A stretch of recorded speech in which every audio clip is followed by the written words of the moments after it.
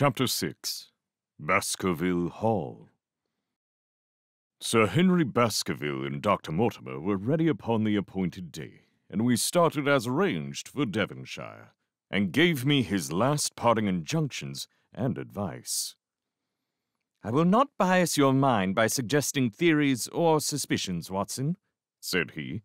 "I wish you simply to report facts in the fullest possible manner to me, and you can leave me to do the theorizing." What sorts of facts? I asked. Anything which may seem to have a bearing, however indirect, upon the case, and especially the relations between young Baskerville and his neighbors, or any fresh particulars concerning the death of Sir Charles. I have made some inquiries myself in the last few days, but the results have, I fear, been negative. One thing only appears to be certain, and that is that Mr. James Desmond, who is the next heir, is an elderly gentleman of a very amiable disposition, so that this persecution does not arise from him. I really think that we may eliminate him entirely from our calculations. There remain the people who will actually surround Sir Henry Baskerville upon the moor. Would it not be well, in the first place, to get rid of this Barrymore couple? By no means. You could make not a greater mistake. If they are innocent, it would be a cruel injustice, and if they are guilty, we should be giving up all chance of bringing it home to them. No, we will preserve them upon our list of suspects. Then there is a groom at the Hall, if I remember right. There are 2 moorland farmers. There is our friend Dr. Mortimer, whom I believe to be entirely honest, and there is his wife, of whom we know nothing. There is this naturalist Stapleton, and there is his sister, who is said to be a young lady of attractions. There is Mr. Frankland, of Laughter Hall, who is also an unknown factor. And there are 1 or 2 other neighbors. These are the folk who must be your very special study. I will do my best. You have arms, I suppose? Yes, I thought it as well to take them. Most certainly. Keep your revolver near you night and day, and never relax your precautions. Our friends had already secured a first-class carriage and were waiting for us upon the platform. "No, we have no news of any kind," said Dr. Mortimer, in answer to my friend's questions. "I can swear to one thing, and that is that we have not been shadowed during the last 2 days. We have never gone out without keeping a sharp watch, and no one could have escaped our notice. You have always kept together, I presume? Except yesterday afternoon. I usually give up one day to pure amusement when I come to town, so I spent it at the Museum of the College of Surgeons." "And I went to look at the folk in the park," said Baskerville, "but we had no trouble of any kind." "It was imprudent all the same," said Holmes, shaking his head and looking very grave. "I beg, Sir Henry, that you will not go about alone. Some very great misfortune will befall you if you do. Did you get your other boot?" "No, sir. It is gone forever." "Indeed.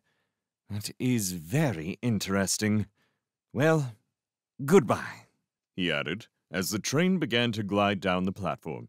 "Bear in mind, Sir Henry, one of the phrases in that queer old legend which Dr. Mortimer has read to us, and avoid the moor in those hours of darkness when the powers of evil are exalted." I looked back at the platform when we had left it far behind, and saw the tall, austere figure of Holmes standing motionless and gazing after us. The journey was a swift and pleasant one, and I spent it in making the more intimate acquaintance of my 2 companions, and in playing with Dr. Mortimer's spaniel. In a very few hours, the brown cows grazed in well-hedged fields, where the lush grasses and more luxuriant vegetation spoke of a richer, if a damper, climate. Young Baskerville stared eagerly out of the window, and cried aloud with delight as he recognized the familiar features of the Devon scenery. "I've been over a good part of the world since I left it, Dr. Watson," said he, "but I have never seen a place to compare with it." "I never saw a Devonshire man who did not swear by his county," I remarked. "It depends upon the breed of men quite as much as on the county," said Dr. Mortimer. A glance at our friend here reveals the rounded head of the Celt, which carries inside it the Celtic enthusiasm and power of attachment. Poor Sir Charles's head was of a very rare type, half Gaelic, half Ivernian in its characteristics. But you were very young when you last saw Baskerville Hall, were you not?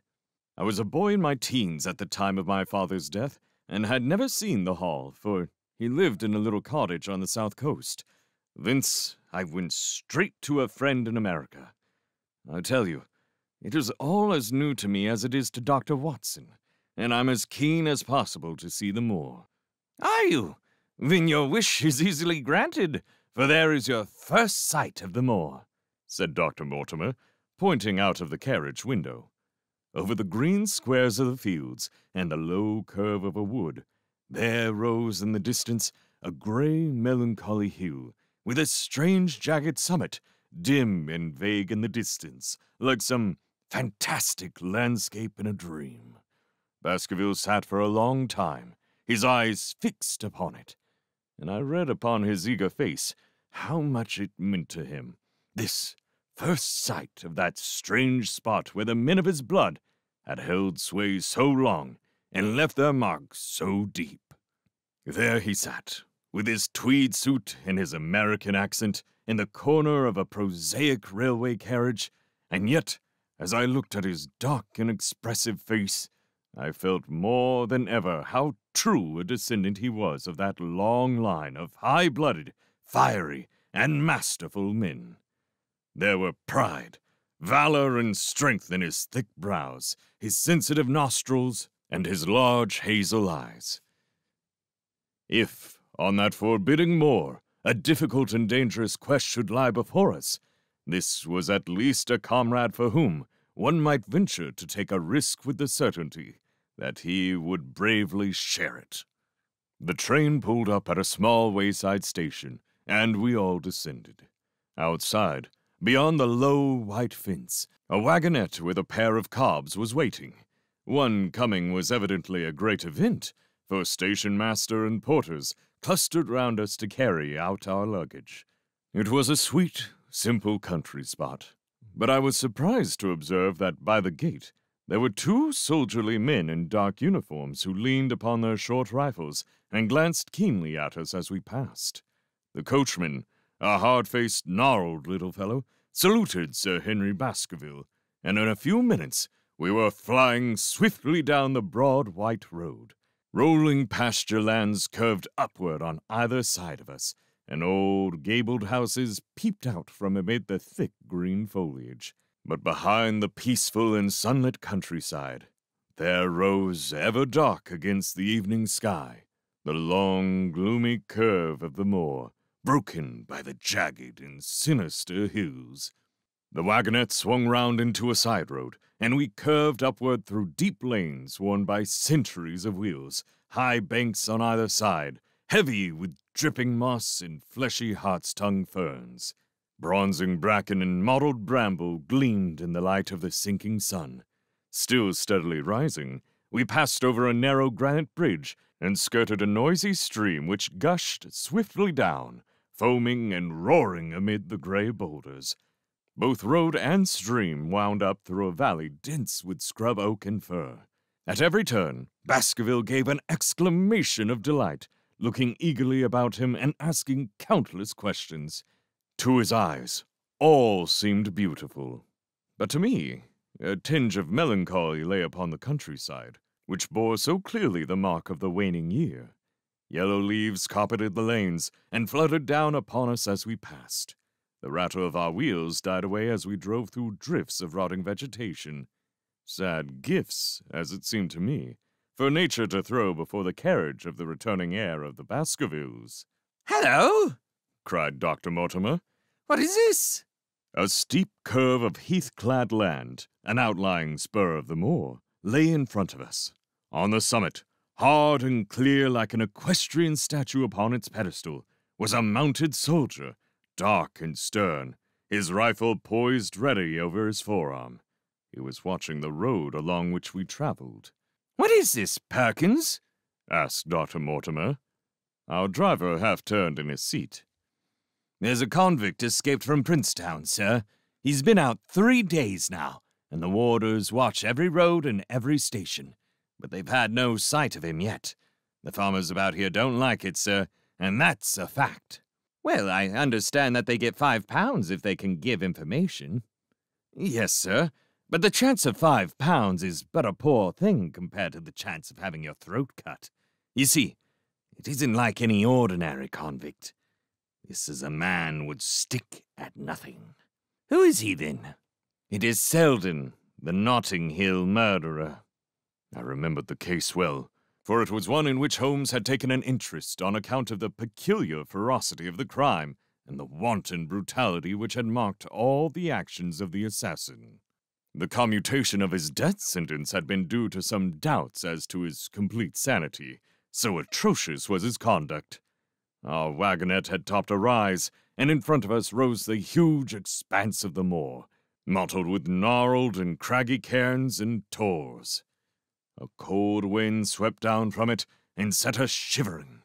Somewhere there, on that desolate plain, was lurking this fiendish man, hiding in a burrow like a wild beast, his heart full of malignancy against the whole race which had cast him out.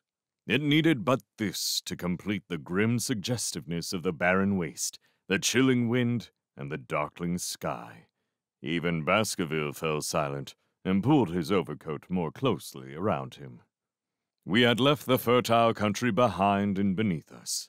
We looked back on it now, the slanting rays of a low sun turning the streams to threads of gold, and glowing on the red earth new turned by the plough, and the broad tangle of the woodlands. The road in front of us grew bleaker and wilder over huge russet and olive slopes, sprinkled with giant boulders. Now and then, we passed a moorland cottage, walled and roofed with stone, with no creeper to break its harsh outline. Suddenly, we looked down into a cup-like depression, patched with stunted oaks and firs which had been twisted and bent by the fury of years of storm. 2 high, narrow towers rose over the trees. The driver pointed with his whip. "Baskerville Hall," said he. Its master had risen and was staring with flushed cheeks and shining eyes. A few minutes later, we had reached the lodge gates, a maze of fantastic tracery in wrought iron, with weather-bitten pillars on either side, blotched with lichens and surmounted by the boar's head of the Baskervilles. The lodge was a ruin of black granite and bared ribs of rafters, but facing it was a new building, half-constructed, the first fruit of Sir Charles's South African gold. Through the gateway, we passed into the avenue, where the wheels were again hushed amid the leaves, and the old trees shot their branches in a somber tunnel over our heads. Baskerville shuddered as he looked up the long, dark drive to where the house glimmered like a ghost at the far end. "Was it here?" he asked in a low voice. No. The yew alley is on the other side." The young heir glanced round with a gloomy face. "It's no wonder my uncle felt as if trouble were coming on him in such a place as this," said he. "It's enough to scare any man. I'll have a row of electric lamps up here inside of 6 months, and you won't know it again with 1,000 candle-power Swan and Edison right here in front of the hall door." The avenue opened into a broad expanse of turf, and the house lay before us. In the fading light, I could see that the center was a heavy block of building from which a porch projected. The whole front was draped in ivy, with a patch clipped bare here and there where a window or a coat of arms broke through the dark veil. From this central block rose the twin towers, ancient, crenellated, and pierced with many loopholes. To right and left of the turrets were more modern wings of black granite. A dull light shone through heavy mullioned windows, and from the high chimneys which rose from the steep, high-angled roof, there sprang a single black column of smoke. "Welcome, Sir Henry. Welcome to Baskerville Hall." A tall man had stepped from the shadow of the porch to open the door of the wagonette. The figure of a woman was silhouetted against the yellow light of the hall. She came out and helped the man to hand down our bags. "You don't mind my driving straight home, Sir Henry?" said Dr. Mortimer. "My wife is expecting me." "Surely you will stay and have some dinner." "No, I must go. I shall probably find some work awaiting me. I would stay to show you over the house, but Barrymore will be a better guide than I. Goodbye, and never hesitate, night or day, to send for me if I can be of service." The wheels died away down the drive, while Sir Henry and I turned into the hall, and the door clanged heavily behind us. It was a fine apartment in which we found ourselves, large, lofty, and heavily raftered with huge bulks of age-blackened oak. In the great, old-fashioned fireplace behind the high iron dogs, a log fire crackled and snapped. Sir Henry and I held out our hands to it, for we were numb from our long drive. Then we gazed round up at the high, thin windows of old stained glass, the oak paneling, the stags' heads, the coat of arms upon the wall, all dim and somber in the subdued light of the central lamp. "It's just as I imagined it," said Sir Henry. "Is it not the very picture of an old family home? To think that this should be the same hall in which for 500 years my people have lived. It strikes me solemn to think of it." I saw his dark face light up with a boyish enthusiasm as he gazed about him. The light beat upon him where he stood, but long shadows trailed down the walls and hung like a black canopy above him. Barrymore had returned from taking our luggage to our rooms. He stood in front of us now with the subdued manner of a well-trained servant. He was a remarkable-looking man, tall, handsome, with a square black beard and pale, distinguished features. "Would you wish dinner to be served at once, sir? Is it ready?" "In very few minutes, sir. You will find hot water in your rooms. My wife and I will be happy, Sir Henry, to stay with you until you have made your fresh arrangements, but you will understand that, under the new conditions, this house will require a considerable staff." "What new conditions?" "I only meant, sir, that Sir Charles led a very retired life, and we were able to look after his wants. You would naturally wish to have more company, and so you will need changes in your household." "Do you mean that you and your wife wish to leave?" "Only when it is quite convenient to you, sir." "But your family has been with us for several generations, have they not? I should be sorry to begin my life here by breaking an old family connection." I seemed to discern some signs of emotion upon the butler's white face. "I feel that also, sir, and so does my wife. But to tell the truth, sir, we were both very much attached to Sir Charles, and his death gave us a shock, and made these surroundings very painful to us. I fear that we shall never again be easy in our minds at Baskerville Hall." "But what do you intend to do?" "I have no doubt, sir, that we shall succeed in establishing ourselves in some business. Sir Charles's generosity has given us the means to do so. And now, sir, perhaps I had best show you to your rooms." A square balustraded gallery ran around the top of the old hall, approached by a double stair. From this central point, 2 long corridors extended the whole length of the building, from which all the bedrooms opened. My own was in the same wing as Baskerville's, and almost next door to it. These rooms appeared to be much more modern than the central part of the house, and the bright paper and numerous candles did something to remove the somber impression which our arrival had left upon my mind. But the dining room, which opened out of the hall, was a place of shadow and gloom. It was a long chamber with a step separating the dais where the family sat from the lower portion reserved for their dependents. At one end, a minstrel's gallery overlooked it. Black beams shot across above our heads, with a smoke-darkened ceiling beyond them. With rows of flaring torches to light it up, and the color and rude hilarity of an old-time banquet, it might have softened. But now, when 2 black-clothed gentlemen sat in the little circle of light thrown by a shaded lamp, one's voice became hushed, and one's spirit subdued. A dim line of ancestors, in every variety of dress, from the Elizabethan knight to the buck of the Regency, stared down upon us and daunted us by their silent company. We talked little, and I for one was glad when the meal was over, and we were able to retire into the modern billiard room and smoke a cigarette. My word, it isn't a very cheerful place, said Sir Henry. I suppose one can tone down to it, but I feel a bit out of the picture at present. I don't wonder that my uncle got a little jumpy if he lived all alone in such a house as this. However, if it suits you, we will retire early tonight, and perhaps things may seem more cheerful in the morning. I drew aside my curtains before I went to bed and looked out from my window. It opened upon the grassy space which lay in front of the hall door. Beyond, 2 copses of trees moaned and swung in a rising wind.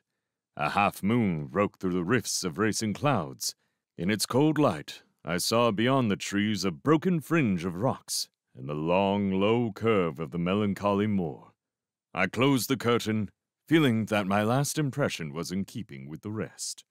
And yet, it was not quite the last. I found myself weary, and yet wakeful, tossing restlessly from side to side, seeking for the sleep which would not come. Far away, a chiming clock struck out the quarters of the hours, but otherwise, a deathly silence lay upon the old house. And then, suddenly, in the very dead of the night, there came a sound to my ears, clear, resonant, and unmistakable. It was the sob of a woman, the muffled, strangling gasp of one who is torn by an uncontrollable sorrow. I sat up in bed and listened intently. The noise could not have been far away, and was certainly in the house. For half an hour, I waited with every nerve on the alert, but there came no other sound save the chiming clock and the rustle of the ivy on the wall.